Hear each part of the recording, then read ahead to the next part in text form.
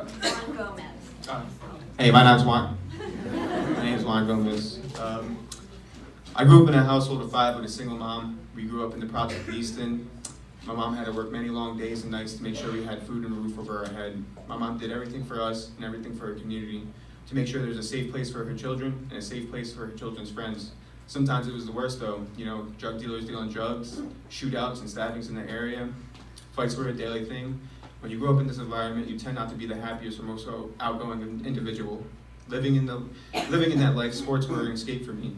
I played basketball and football every single day, so I was able to forget about the financial struggles and the other burdens that were set upon me. My mom was an advocate for school. She made us go and do our best. However, by the time I was 16, I told my mom to write me out of school. No parent wants to see that. I could see the anguish in her eyes, but at that time I didn't care. I worked with my cousin in his moving company until I turned 18. Then I started to work in factories. Then I soon realized I really screwed up on this one. And then I decided to get my GED, so I called ProJeCt. At first I came to classes and was learning, but I was angry and timid at the time because I was doing something that I thought I'd never do. I left ProJeCt and I was back living the same mundane life I was living previously. Then I went to get a job at a steel manufacturing company. My uncle worked there for 34 years. He has a house, cars, family, and no longer has that financial burden over his head. So I said, wow, this might be what I had to do.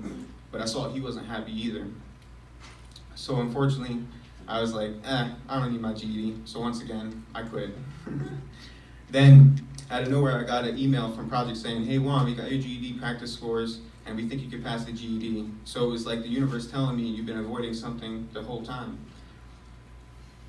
I met with the staff at ProJeCt, 4 weeks went by, and they ended up asking if I could come in 4 weeks and take tests to pass. 4 weeks went by, and I got my GED. Now I'm here. I'm currently working as a part-time cook for Bagel Smith, and I landed a job as a sports youth instructor at the YMCA.